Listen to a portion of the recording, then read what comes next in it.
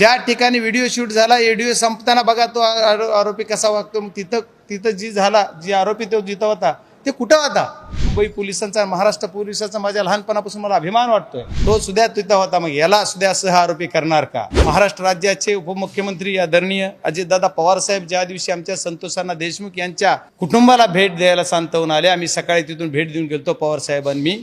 त्याच्यानंतर ज्या दिवशी ते आले, शनिवारी 16 तारीख होती बहुतेक, 16 तारखेला शनिवारी, त्या दिवशी त्यांच्या ताफ्यामध्ये असणारी गाडी जी होती त्याच गाडीमध्ये हा आरोपी तिथं जाऊन सिलेंडर होतोय. याचा अर्थ काय? त्या दौऱ्यामध्ये तिथं मस्साजोगला ही गाडी अवेलेबल होती आणि तीच गाडी, त्याच गाडीमध्ये हा आरोपी बसून तिथं जाऊन शरणागती देतोय. आणि त्या ज्या गाडीच्या मालक, आता गाडी कुणाच्या नावावर रिसर्च केलं नाही मी, पण ती ज्या गाडी तिथं होतं या आरोपीला ह्याला सुद्धा सह आरोपी केला पाहिजे. आज माझ्या केस तालुक्यातले बरेच लोक यांच्या संपर्कात नसणारे सुद्धा फरार आहेत. मग यांना आणखी आरोपी काय केलं नाही? मग ह्या आरोपीने एवढ्या दिवस एवढं फिरत राहून, एवढं चक्र, एवढं कोण कोण याच्या संबंधित होतं, कोण कोण याच्या ताब्यात होतं, कुणाकुणाच्या संपर्कात होता हे आणखी कळालं नाही. आणि मला एक म्हणायचं की एवढ्या दिवस मग पोलिसांचं किती कर्तव्य दक्ष, आमच्या मुंबई पोलिसांचा, महाराष्ट्र पोलिसांचा माझ्या लहानपणापासून मला अभिमान वाटतोय.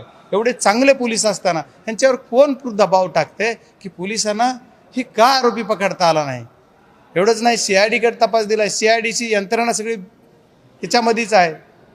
मग CIDचे ज्या तपास यंत्रणा काम करतायत त्यांचं सुद्धा कौतुक केलं पाहिजे, पोलीस यंत्रणेचं कौतुक केलं पाहिजे. पण जो आरोपी शरण येतोय तुम्हाला सापडत नाही, तुमच्या पुण्यातच फिरतोय.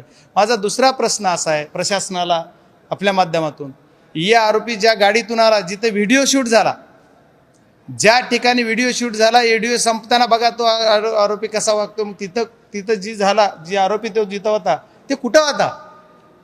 कुणाच्या घरात होता? आणि त्याची तपासणी तुम्ही करणार का? त्या घराची तपासणी का करणार नाही? की ज्या घरामध्ये तो आरोपी होता त्या आरोपीला तिथं ते घर कुणाचं होतं त्यांना तपासलं पाहिजे.